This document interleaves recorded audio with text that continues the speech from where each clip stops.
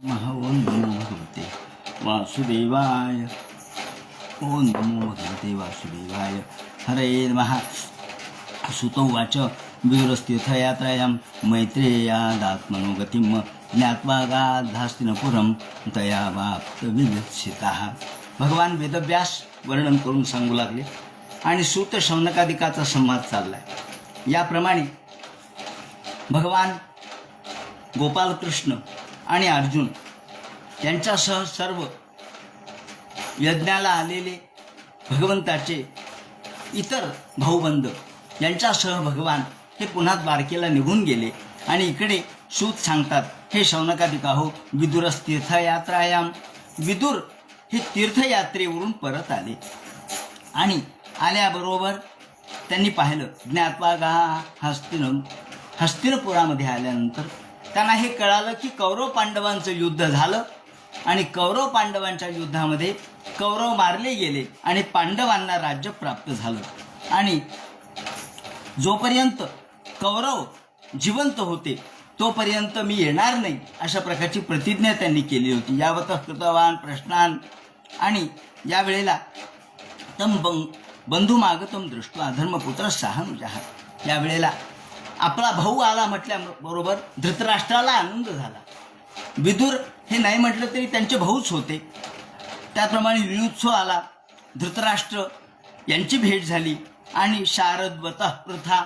शारद्वत म्हणजे कृपाचार्य, ते दर्भावर जन्माला आले म्हणून त्यांना शारद्वत असं म्हणतात.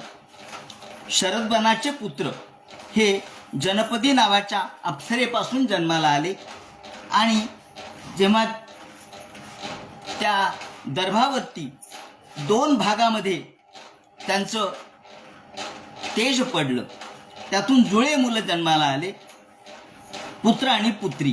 त्यापैकी पुत्र होते कृपाचार्य आणि पुत्री होती कृपी. ही कृपी नंतर द्रोणाचार्याची पत्नी झाली, कारण शंतनूनं त्यांना वनामधून आणलं आणि त्यांच्यावरती सुसंस्कार केले. आणि कृपाचार्य नंतर कौरव सेनेच्या नंतर पांडवांचे राजदरबारामध्ये मंत्री झाले. याप्रमाणे या विदुराला सर्वजण भेटले. धृतराष्ट्र यांना विदुर भेटले, युयुत्सु भेटला, त्याचप्रमाणे कृपाचार्य भेटले आणि गांधारीला इथे भेटले.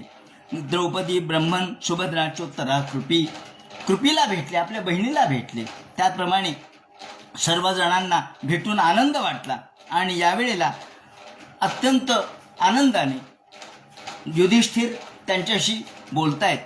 तुमची यात्रा कशी झाली, तीर्थयात्रा कशी झाली हे त्यांनी विचारलं. आणि त्यांनी सांगितलं तीर्थयात्रा कशी झाली, कोणकोणते तीर्थ मी सेवन केले ते सर्व सांगितलं. आणि मग तम भुक्तवंतमासीनम विश्रांतम सुखमासने. जेवण वगैरे झाल्यानंतर शांततेने त्यांना आराम करू दिला. आणि मग राजाने हात जोडून युधिष्ठिरोवाच. युधिष्ठिर बोलू लागले, महाराज आपे स्मरत होनो युष्मत.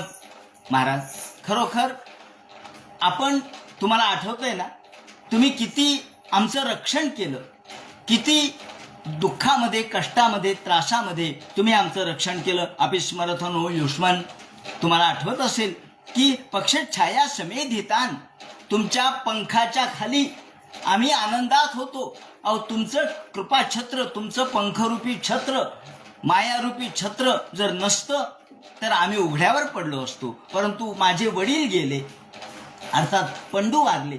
पंडूच्या नंतर आम्ही सगळे उघड्यावर पडलो, पण तुम्ही आम्हाला पक्षछाया धारण केली, धरली.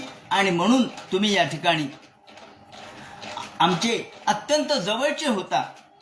तुमच्या दयेच्या द्वारे आम्ही या ठिकाणी राहिलो. विपदगणात, द्वेषानेर, अनेक वाईट हेतूने दुर्योधनादिकांनी आमच्यावरती प्रयोग केले, पण आम्ही त्याच्यातून वाचलो. विषाचा प्रयोग झाला, त्याप्रमाणे लाक्षाग्रहात जाळण्याचा प्रयोग झाला. हे सगळं झालं, पण कया वृत्त्यावतीर्थत्वम. आणि आपण तीर्थयात्रेला गेलात तेव्हा तीर्थयात्रा कशी झाली ते सांगा. कोणकोणते तीर्थ आपण सेवन केले, तीर्थ आणि क्षेत्र मुख्यानी. आणि मग मुख्य कोणकोणते तीर्थ,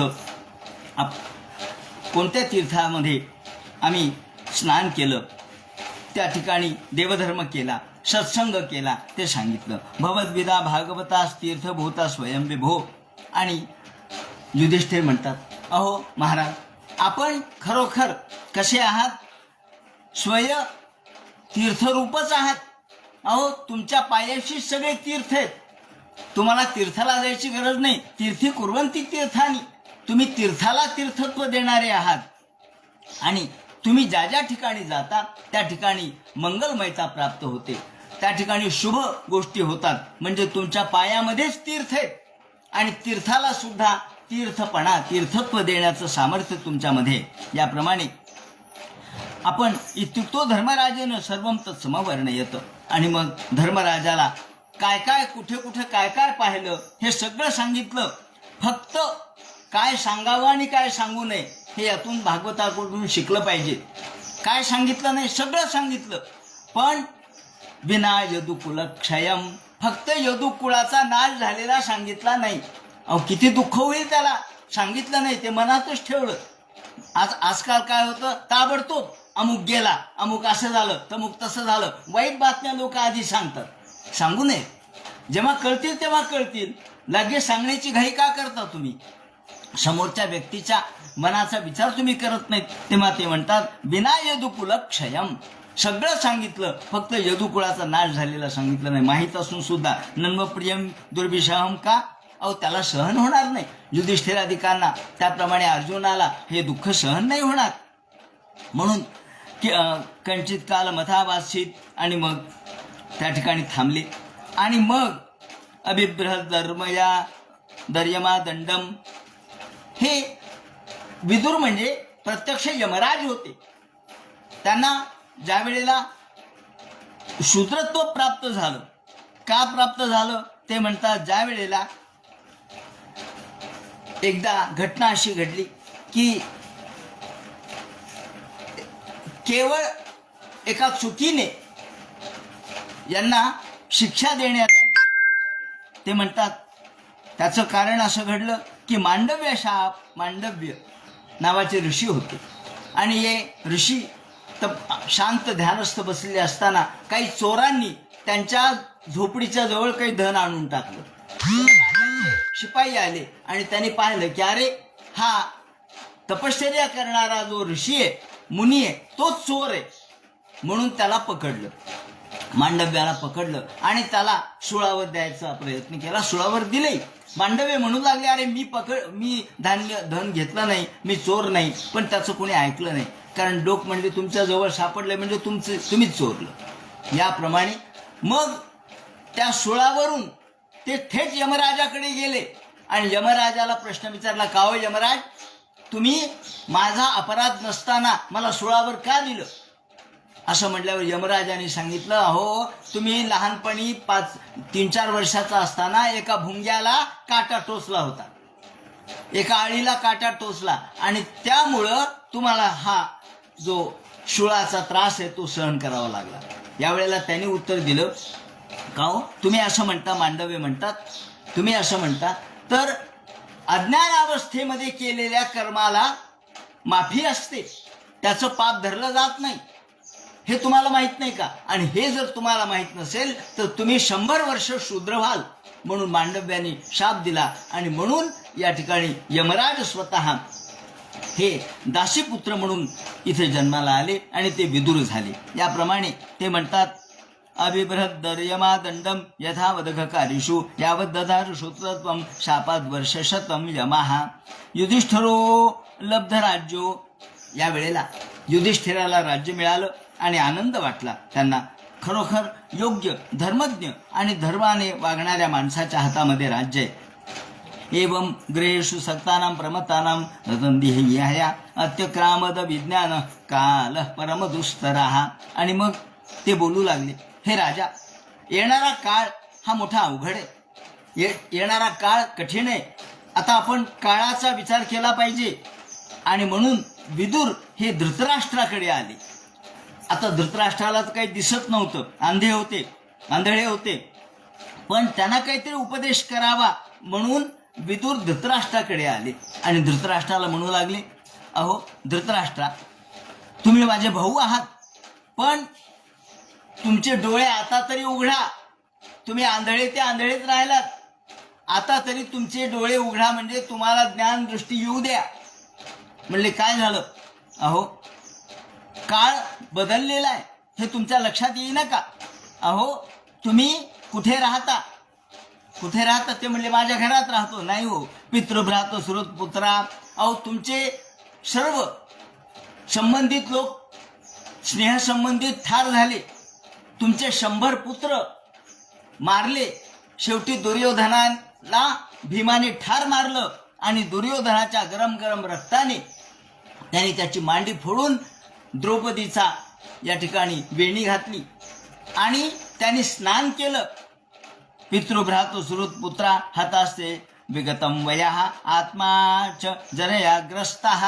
आणि आता तुमचं वय किती झालं हो? म्हणले तुमचं वय किती झालं सांगा ना. आत्माचे जरयाग्रस्त, इथं आत्मा शब्द शरीर या अर्थाने. शरीर आता जरा जर्जर झालं, म्हातारा झालात तुम्ही.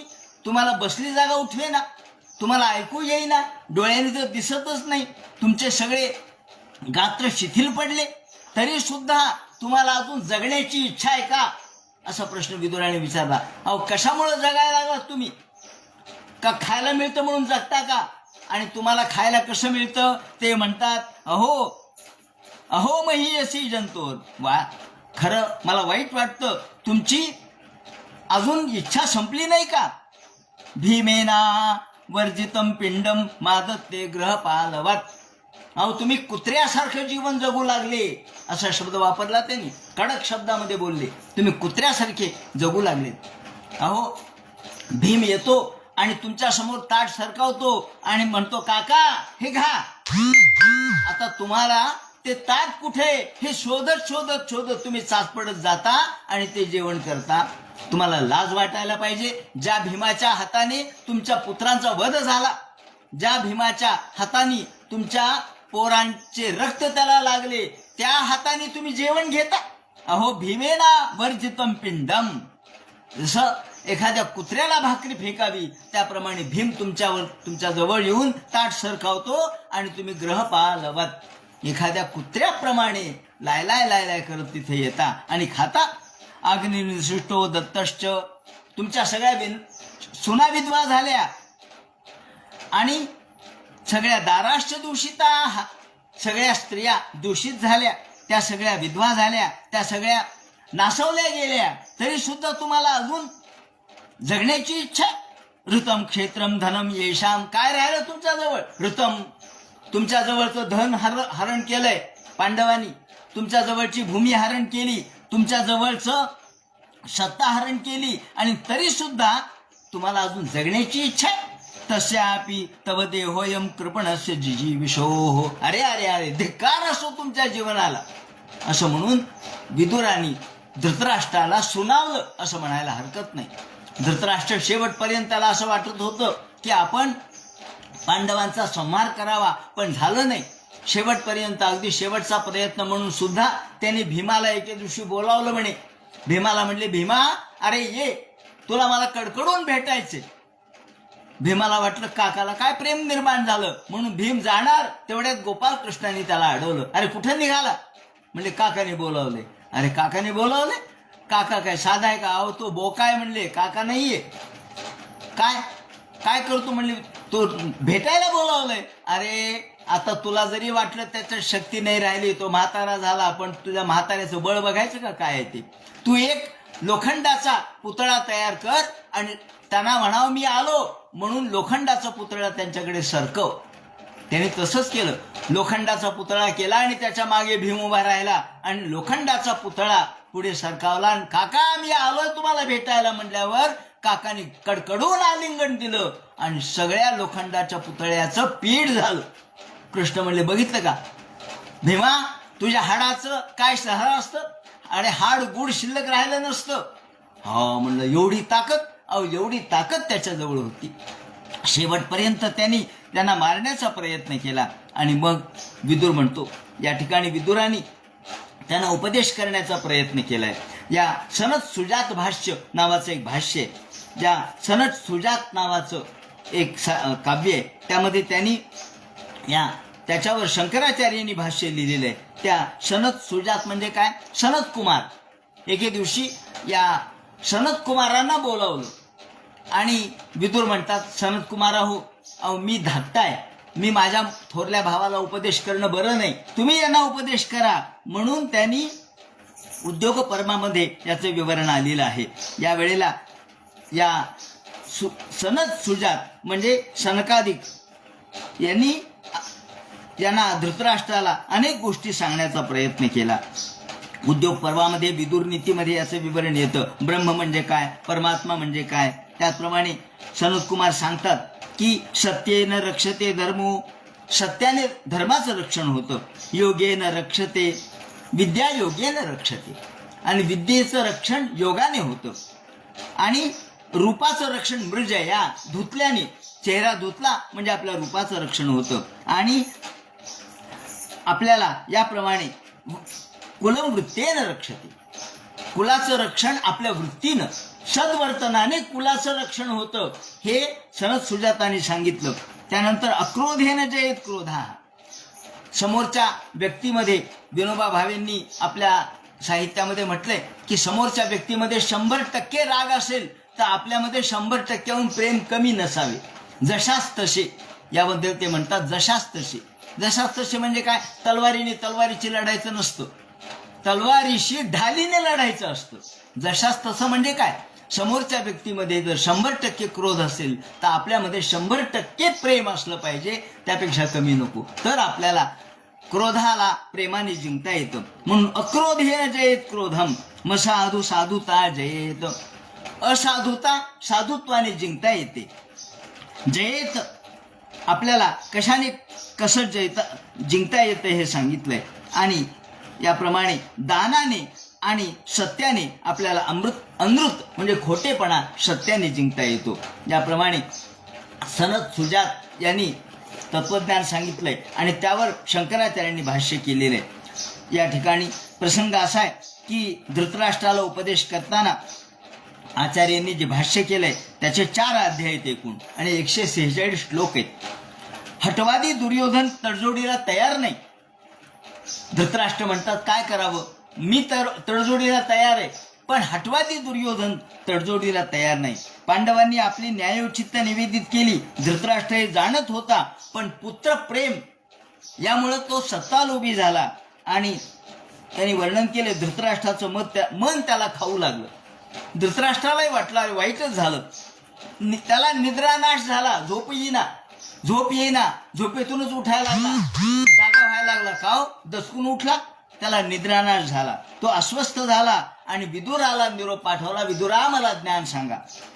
रात्रीच विदुर आले आणि त्यावेळेला सनत सुजातांना त्यांनी बोलावलं आणि यावेळेला सनत सुजातांनी ब्रह्मदेवाचे मानसपुत्र जे त्यांनी त्याला मृत्यूची भीती ही कशी कमी करावी सांगितलं. मृत्यू म्हणजे काय त्यांनी प्रश्न विचारलाय. मृत्यू म्हणजे काय त्यांनी सांगितलं. मृत्यू म्हणजे अहंकार, मृत्यू म्हणजे अहंकार, मृत्यू म्हणजे प्रमाद. अहंकार मुखातून प्रगटला की क्रोध निर्माण होतो, क्रोधातून प्रमाद होतो, प्रमादातून मोहरूपाने त्याचा परिणाम होतो. याप्रमाणे प्रमाद हाच मृत्यू आहे. तुमचा प्रमाद म्हणजे दोष, तुमच्यामधून होणाऱ्या चुका हाच तुमचा मृत्यू आहे. आणि ब्रह्मचर्य ब्रह्मविद्या याबद्दल ज्ञान दिलं आणि यम हा मृत्यूदेव आहे, पण प्रमाद आणि अज्ञान हाच मृत्यू आहे. तपाचरणाची प्रशंसा त्यांनी केली आहे आणि ज्ञानाने मोक्ष प्राप्ती कशी आहे ते सांगितलं. मौन, दम, अप्रमाद हे गुण सांगितले. याचं मानसशास्त्रीय विवेचन केलंय. मानसशास्त्राच्या अनुषंगाने हा अभ्यास करण्यासारखा आहे. सत्याचा महिमा, वेद, गुरुगौरव, ब्रह्म काय, त्याप्रमाणे योगी काय हे त्यांनी सांगितलं. आणि याप्रमाणे शेवटी सांगितलं की हे धृतराष्ट्रा, तुम्ही ज्या पद्धतीचा मार्ग अवलंबला आहे तो चुकीचा आहे आणि म्हणून तुम्ही मृत्यू म्हणजे काय हे सांगताना त्यांनी म्हटलंय की आत्मविस्मृती म्हणजे मृत्यू. मृत्यू अत्यंत विस्मृती, ही पूर्ण विस्मृती, काही आठवत नाही अशी अवस्था म्हणजे मृत्यू आहे. त्यामुळं सावधान व्हा अशा पद्धतीनं त्याला उपदेश केला. पण तो उपदेश काही उपयोगाचा झाला नाही. पुन्हा एकदा धृतराष्ट्र त्याच ठिकाणी अडकला आणि आता पुन्हा एकदा विदुराला त्यांना उपदेश द्यावा लागला. आणि विदुर म्हणतात आताच्या आत्ता तुम्ही निघून जा, बस थांबू नका आता घरामध्ये. गतस्वार्थ मिमन देहम, तुमचा देहाचा त्याग करा. कुठं जाऊ, काय जाऊ, कसा जाऊ विचार करू नका. आत्ताच्या आत्ता तुम्ही आणि तुमची पत्नी. त्यामुळे मी आंधळा आहे, कसा जाऊ, कसंही जा, मला माहित नाही. याप्रमाणे त्याने सांगितलं. आणि विदुराने उपदेश दिल्याबरोबर म्हणजे मी येतो तुमच्या सोबत. त्याप्रमाणे विदुर, गांधारी आणि धृतराष्ट्र हे सगळे तिथून निघाले, रात्रीच निघाले आणि उत्तर दिशेला गेले. अधोची दिशा म्हणजे तो स्वैर ज्ञानात गतीर भवान. आणि काही कळलं नाही. दुसऱ्या दिवशी सकाळी एवं राजा विदुरेन प्रज्ञा चक्षुर्बोधत अजमीढा. अजमीढ म्हणजे हा अजमीढाचा पुत्र अजमीढ, तो धृतराष्ट्र, ज्याला ज्ञान दिलं आणि त्यांच्या सोबत उत्तर दिशेला त्यांनी गमन केलं. गमन केल्यानंतर इकडे हे पुढं कुठपर्यंत गेले ते म्हणतात, हे पुढे उत्तर दिशेला हिमालयामध्ये येते. पतिम प्रयांतम सुबलस्य पुत्री, सुबलाची पुत्री गांधारी, ती देखील पतिव्रता होती. ती देखील त्यांच्या सोबतच गेली. साध्वी होती, पतिव्रता होती. या ठिकाणी भागवतकारांनी तिला साध्वी म्हटलंय आणि पतिव्रता म्हटलंय. खरोखर तिच्यासारखं पातिव्रत्य दुसरं कोणाचं नव्हतं. साधूपणा तिच्या सारखा तिच्या अंतःकरणामध्ये प्रेमच होतं आणि साधुत्व होतं. हिमालयापर्यंत गेले आणि या ठिकाणी वर्णन असं केलेलं आहे की हिमालयाच्या तिथे एक झोपडी केली आणि तिथं राहू लागले. आणि दोघे आंधळे, तिने तर डोळे बांधलेले होते. धृतराष्ट्र म्हणतात, का ग गांधारी, अगो तू जन्मभर डोळे बांधून बसली, मी तर आंधळाच आहे, तूही डोळे बांधून घेतलेस. ती म्हणाली, हो, मला फसवून आणण्यात आलं. मला काय माहित होतं मला राजपुत्राबरोबर लग्न होणार आहे म्हणून मी आनंदात होते, पण राजपुत्र आंधळा आहे मला काय माहित. फसवून मला आणलं, त्याचा राग म्हणून मी डोळे बांधले. ती म्हणे, पण आता राग संपला ना, सगळं आयुष्य गेलं, आपले पुत्र गेले, आपल्या सुना विधवा झाल्या आणि राज्य गेलं, आता कशाचा राग. ती म्हणाली, राग नाही, आता सवयच झाली डोळे बंद करायची. याप्रमाणे दोन आंधळ्याचा व्हावा तसा आपला संसार झाला असं ती म्हणते. आणि मग दोघांच्या गप्पा चाललेल्या असताना इकडे विदुर म्हणतात, आता शांत डोळे झाका आणि त्या उत्तर दिशेला तोंड करून तुम्हाला स्वर्ग प्राप्तीचा विचार करा. आणि हिमालयम न्यस्तदंड प्रहर्ष मनुस्विनाम, आणि त्या ठिकाणी बसले. इकडे काय घटना घडली. इकडे अजात शत्रू मैत्राहू सकाळी उठला. युधिष्ठिर दररोज सकाळी उठल्याबरोबर तो गांधारी आणि धृतराष्ट्राच्या पाया पडायला जायचा. धृतराष्ट्र किती वाईट असू द्या, पण युधिष्ठिर त्यांना पाया पडायला जायचा. सकाळी गेला, गुरुवंदना आहे, गुरुचं दर्शन, काकाचं दर्शन, देवाचं दर्शन. आणि पाहिल्याबरोबर अरे कुठे धृतराष्ट्र, काका दिसत नाहीत, काका दिसत नाहीत. सौबलींच आणि गांधारी काकू त्याही दिसत नाहीत. कुठे गेले काका काकू. संजयाला विचारलं, अरे संजया तुला माहित आहे का. ते म्हणे, काय की बाबा, संजयाला सुद्धा पत्ता नाही, जो संजय नेहमी त्यांच्या सोबत असायचा सारथी. पण तत्र संजय मासीनम, ते म्हणे माहित नाही. आणि मग मात्र गावलगणेनं कुठे गेले, काय गेले. अहो, एक रात्रीच गेले आणि आंधळे, त्यांना दिसत नाही. सगळ्या गावामध्ये पाहिलं, कुठेही दिसलं नाही. आंबाच्या हातपुत्रार्था, अरे अरे अरे, बिचारे आंधळे, त्यांना दिसत नाही. कुठे गेले असतील, ते कसे राहत असतील. मी किती वाईट आहे, मी त्यांचं रक्षण नाही करू शकलो, याचं दुःख वाटलं यांना. मी त्यांचं रक्षण करू शकलो नाही, अरे अरे अरे, मी किती वाईट आहे. आणि मग मात्र दुःख वाटू लागलं. कुठे गेले, काय गेले, याचा पत्ता लागेना. एवढ्यात त्या ठिकाणी नारद त्या ठिकाणी आले आणि नारदानी सांगितलं, हे पहा, तुंबरूसह आले. नारद म्हणतात, हे युधिष्ठिरा, काळजी करू नकोस, ते गेलेत, ते बरोबर गेलेत, तू काळजी करू नकोस, ते उत्तर दिशेला गेलेत आणि आता ते आपलं आत्मकल्याण करायला गेले. गांधार्या वा महाबाहो मुषितोस्मी महाभि मुषितोस्मी, मला चोरून कुठे गेले असं विचारल्यानंतर नारद म्हणतात, तू काही काळजी करू नको, ते बरोबर गेलेले आहेत आणि ते आता त्यांचं आत्मकल्याण करण्यासाठी उत्तर दिशेला निघून गेले. आता तू त्यांच्याबद्दल कुठेही दुःख करू नकोस. युधिष्ठिर म्हणतात, नाही, मला हे कळलं नाही. आता बाबा असे भगवान आणि नारद म्हणतात, हे शेवटी काळावर अवलंबून आहे. आणि आपण अरे देवाच्या हातातले आपण बाहुलेत, देवाच्या हातातले आपण क्रीडा उपस्करण आहेत. एखाद्या लहान मुलाच्या हातामध्ये जशी खेळणी असावी तशी आपण त्याच्या हातातली खेळणे आहोत, बाहुले आहोत. इच्छया क्रीडतो स्याताम. तेव्हा भगवान काळ जसं आपल्याला खेळविल तसं आपण खेळतो. त्याप्रमाणे यथा क्रीडोपस्काराणाम संयोग विगमाव्यह. लहान मुलगा एखादं खेळणं घेतो, जवळ घेतो, पुन्हा फेकून देतो. तो जवळही घेतो आणि टाकूनही देतो. तो जसा सहज लीला करतो तशी ही काळाची लीला चाललेली आहे. तेव्हा तू तुझ्या काकासाठी काकूसाठी रडू नकोस, चालू दे. हा सगळा काळाचा परिणाम आहे आणि सगळं मोह टाकून दे. याप्रमाणे नारदाने उपदेश केला. काल कर्म गुणाधीनो देहोयम पंचभौतिका. हा शेवटी हा देह पांचभौतिक आहे. काळाचा परिणाम सर्वांवरच होत असतो. त्यामुळं तू आता त्यांची काळजी करू नकोस म्हणून त्यांना उपदेश दिला आणि तुंबरूसह नारद निघून गेले. इकडे घटना अशी घडली. धृतराष्ट्र भ्रात्रा गांधार्याचं स्वभार्य या इकडे दक्षिणेनं हिमवत, त्या ठिकाणी हिमालयाच्या दक्षिण बाजूला म्हणजे आपल्या उत्तरेला.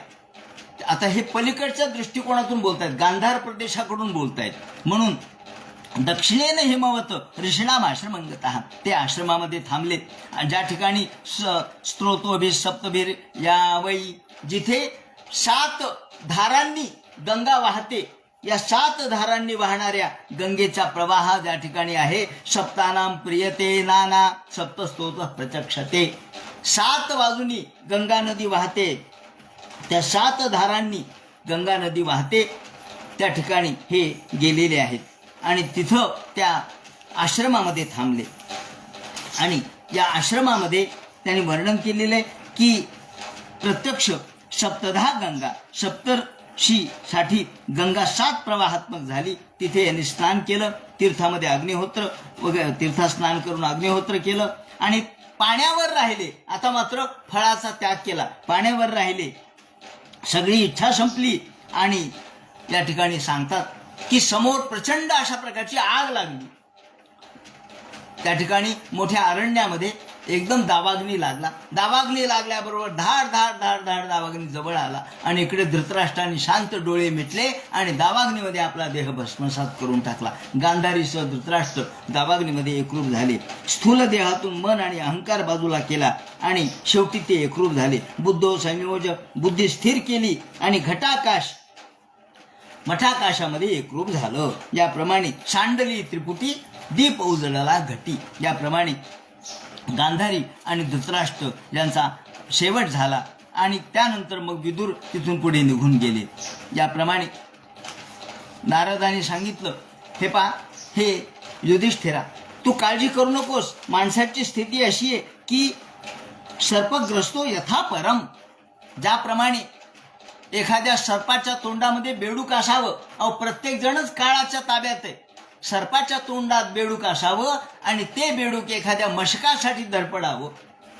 सापाने बेडूक धरलंय आणि त्या बेडकाच्या समोर एक माशी फडफडते. त्या बेडकाला वाटतं ती माशी गिळावी. अरे बाबा, पण तूच काळाच्या तोंडात आहेस. कधी साप तुला गट्टम करेल सांगता येत नाही. मेंढक सर्पे धरिला मुखी. नाथ महाराजांनी सांगितलं.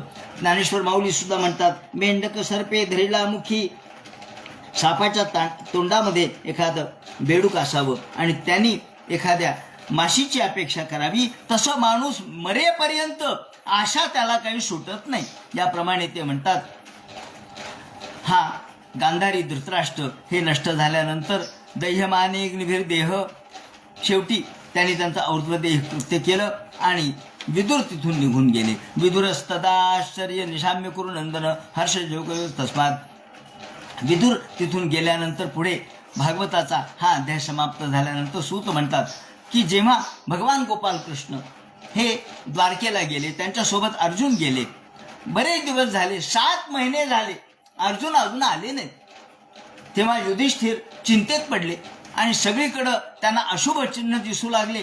ददर्श घोर रूपाणी, वाईट वाईट गोष्टी दिसू लागल्या. अहो, काळाची गती बदलली. काय झालं म्हणले, ज्या वेळेला पाऊस पडायचा त्यावेळेस पाऊस पडत नाही, ज्यावेळेस नको त्यावेळेला पडतो. ते म्हणतात विपर्यस्तु धर्मिणा. हा सगळे ऋतू विपर्यस्त झाले. कोणत्या वेळेला काही येऊ लागलं. हिवाळ्यामध्ये आंबे येऊ लागले, पावसाळ्यामध्ये आंबे येऊ लागले. पापी यशेंद्रणाम वार्ताम. आणि सगळीकडून वार्ता.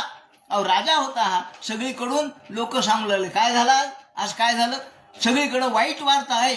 यांनी याला लुटलं, त्यांनी त्याला मारलं, त्यांनी त्याचं धन घेतलं, त्यांनी त्याची बायको हरण केली, त्यांनी अशा पद्धतीने अन्याय केला. अरे अरे अरे लोक असे पापासारखे का वागू लागले, पापाचरण का करू लागले. पापी यशिम नृणाम वार्ताम क्रोध लोभम नृतात्मनाम. क्रोध लोभ सगळीकडून वार्ता येऊ लागल्या की लोकांनी त्यांचा धर्म सोडलाय. काय व्हायला. कन्या विक्रिय इणम तातम. अहो काय झालं. अहो मुलीला विकू लागले म्हणे, मुलं विकू लागले, मुली विकू लागले, पैसा घेऊ लागले. अरे काय बाप आहेस का कोण, मुलीला विकू लागले. कन्या विक्रियणम तातम सुतम पित्रोर पोषकम. आणि बाप मुलाला विचारीना, मुलगा बापाला पोषण करीना बापाचं. अरे अरे अरे त्यांना अनाथ आश्रमात टाकू लागले. त्यावेळेला हे एखादी घटना असेल, पण यांनी सुद्धा युधिष्ठिर त्रस्त झाले. ते म्हणे अहो ब्राह्मण वेद शिकेनात, वेद शिकणं सोडून दिलं ब्राह्मणान वेद विमुखान. आणि शूद्र वेद वाचू लागले, वेदाचा अर्थ सांगू लागले. शूद्रान वै ब्रह्मवादिना. शूद्र ज्ञान सांगू लागले आणि ब्राह्मण वेद विसरून गेले. अरे अरे अरे असं काय झालं म्हणले. अहो कव्वा मोती खायगा अशी अवस्था झाली. मोती कावळे मोती खाऊ लागले. ते म्हणतात निमित्तान्य रिष्टानी. आणि सगळीकडे अरिष्ट दिसू लागले. काय काय अरिष्ट दिसू लागले. ते म्हणतात अहो सगळीकडं ते कुत्र्यांचे रडण्याचे आवाज येऊ लागले. उलूक उलूक म्हणजे ज्याचं आपण नाव घेत नाही दिवाभीत, त्यांचा आवाज येऊ लागलाय. त्याप्रमाणे गायी वगैरे उजवीकडून डावीकडे चालल्यात आणि कुत्रे मात्र डावीकडून उजवीकडे चाललेत. कोले कुत्रे. अरे असं का होऊ लागलं. वाईट गोष्टी. गता सप्ताह धुना मासा. 7 महिने झाले भीमा अर्जुन का नाही आले. तुझा धाकटा भाऊ का नाही आला. तवा अनुजा हा तुझा धाकटा भाऊ अजून आला नाही. आपली देवर्षेणा सृष्ट हा. आणि काय झालं असेल. सगळं काही व्यवस्थित असेल ना. यादवांचं राज्य चांगलं चाललं असेल. अहो कृष्ण जिथे तिथे सगळे आनंदातच असणार. मग असं का झालं. यशमान सगळे आनंदात असतील, सगळे शांततेने जगत असतील. मग आज असं का झालं की ज्यामुळं माझ्या मनामध्ये चिंता निर्माण झाली. यशमान संपदो राज्यम. आणि सगळीकडे मला वाईट चिन्ह दिसू लागलेत. सगळीकडे दारुणान संशुतो दुरान. पुवांचा पाऊस पडू लागलाय. माझं डावा बाहू स्फुरू लागलाय. उजवा बाहू स्फुरला तर चांगलं, पण डावा बाहू स्फुरू लागलाय. डावा नेत्र स्फुरू लागलाय. सगळ्या अंगाला घाम सुटू लागलाय. काय कारण असेल. विनाकारणच घाम यायला म्हणे अंगाला. आणि थरथर वाटू लागली. ब्लड प्रेशर वाढलं काय माझं. बेभूतुश्चापि हृदय आराध असंती विप्रियम. काहीतरी विप्रिय घडणार आहे, काहीतरी वाईट घडणार आहे. आणि मृत्यूदूतच कपवतोय. त्याप्रमाणे कपवताचे आवाज येऊ लागले. सगळ्या दिशा धुरकट धुरकट धुरकट दिसू लागल्यात. बरं अग्नी सुद्धा लवकर पेटेना. अग्नी पेटायला वेळ घेऊ लागलाय.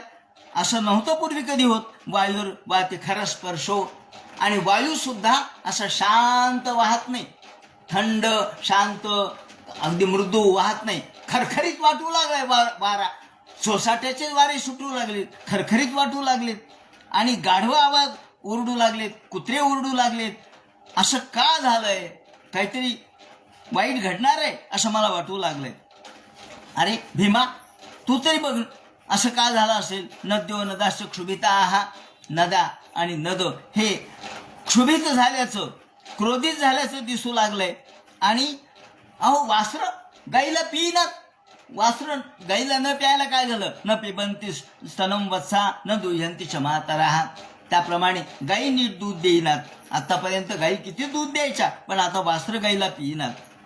आणि गाई खाली तोंड घालून रडू लागल्यात. त्यांच्या डोळ्यातून अश्रू येऊ लागलेले पाहतोय मी. का बरं गाई रडू लागल्यात रे.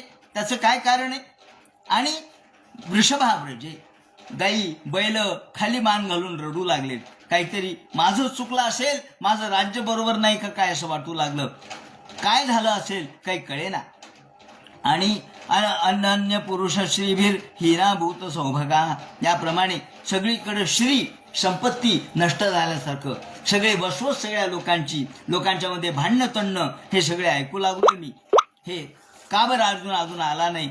आणि युधिष्ठिर या पद्धतीने अनेक शंका निर्माण करतो. आणि का असं तर झालं नसेल? क्वचित दानर्थ पुर्यान स्वेदना सुखमा सते. कृष्ण आनंदी असतील ना, बलराम दादा आनंदी असतील ना, सगळा यादव मधु भोज दाशार हे जे त्यांची कुल आहेत त्यामध्ये सात्वक वृंद सात्वक अंधक वृष्णी या कुलांच्या मध्ये सगळीकडे आनंद असेल ना, आणि कृष्णाचे आई वडील ते सुखी असतील ना. मातुल सानुजा क्वचित आपले मामा सगळे मामा कंपनी सगळे आनंदी असेल ना, त्यांचे सगळ्या मामी ह्या सगळ्या आनंदी असतीलच.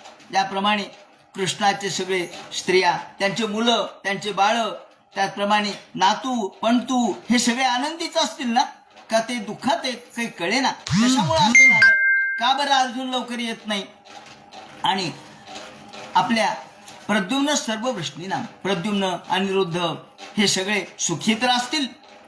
सुषेण चारुदेशनं इतर बाकी सगळे ऋषभादया हे सगळे भगवान गोपालकृष्णासह त्यांचं सगळं कुटुंब आनंदित तर असेल ना. सुनंदनंद शीर्षण्या त्याप्रमाणे भगवान गोपालकृष्ण भगवानपी गोविंदो ब्रह्मण्या भक्तवत्सला. भगवान स्वतः भक्तवत्सल आहेत, ते गोविंद आहेत. त्यांची सुधर्मा सभा ही सगळ्या आनंदामध्ये राहत असेल, मंगल त्यांचं असेलच, त्यांचं क्षेम असेल अशी माझी कल्पना आहे. अहो ज्यांच्या बाहुदंडामुळं यद बाहुदंड गुप्तायाम स्वप्रियम यदगोर्चिता, हा ज्यांच्या बल सामर्थ्यावर पूर्ण यादव कुळ आणि त्यांचं द्वारका हे आनंदी राहते, त्या भगवंताला नमस्कार असो. ते नक्की आनंदात असतील. त्यांच्या 16,108 स्त्रियासह ते आनंदात असतील. यद बाहुदंडाभ्युदयनो जीवन युद्ध प्रवरा, त्यांच्या जीवावर सगळे यदुवीर या ठिकाणी आनंदात जीवन अतिक्रमण करतायत. व्यतिक्रम त्यांचा चालू आहे आणि ते अशा पद्धतीने सुखीच असले पाहिजेत. का काय झालं असेल त्यांना? अरे भीमा तू का बोलत नाहीस? मी सगळं बोलतोय असं म्हणून काहीतरी घटना घडली. काय झालं असेल सांग बरं. एवढ्यात भगवानपी गोविंदो हे सगळं बोलत बोलत बोलत मनाशीच आणि भीमाशी बोलत बोलत बोलत या ठिकाणी युधिष्ठिर प्रश्न विचारतो. अलब्धमानो वज्ञाता किंवा वातचरोचिता, आणि याप्रमाणे अनेक प्रश्न त्यांनी विचारले. आणि यानंतर तेवढ्यात अर्जुन त्या ठिकाणी उपस्थित झाले. अर्जुन उपस्थित झाल्याबरोबर अर्जुनाला अनेक प्रश्न युधिष्ठिर कसे विचारतील आणि त्याचे उत्तर देताना अर्जुन भगवान गोपालकृष्णाची या ठिकाणी स्तुती म्हणा किंवा आपलं मन कसं प्रगट करतील तो सगळा भाग उद्याच्या चिंतनात सांगण्यात येईल. हरे नमः. पुंडली गौरदे हरे विठ्ठल सीताकांत स्मरण जय जय राम. पार्वती पते हर हर महादेव. श्रीमज्जनार्दन गुरुमूर्तये नमः. हरे राम राम राम हरे हरे. हरे कृष्ण कृष्ण कृष्ण हरे हरे. हरे राम राम राम हरे हरे. हरे कृष्ण कृष्ण कृष्ण हरे हरे. हरे राम राम राम हरे हरे. हरे कृष्ण कृष्ण कृष्ण हरे हरे. हरे राम राम राम हरे हरे. हरे कृष्ण